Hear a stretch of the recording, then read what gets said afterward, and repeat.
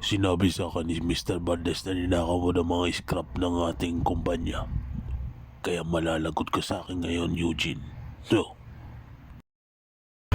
ipapakita ko sa iyo ang lakas ng isang totoong mason.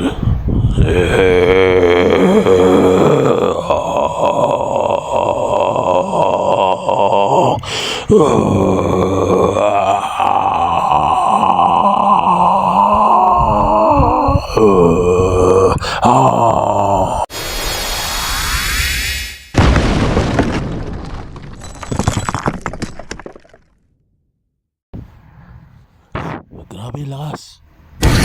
Tingnan mo, Eugene. Ito aking 30% lakas. Oy, tingnan nyo yung plaster of Paris ginawa niyang usok. Galing.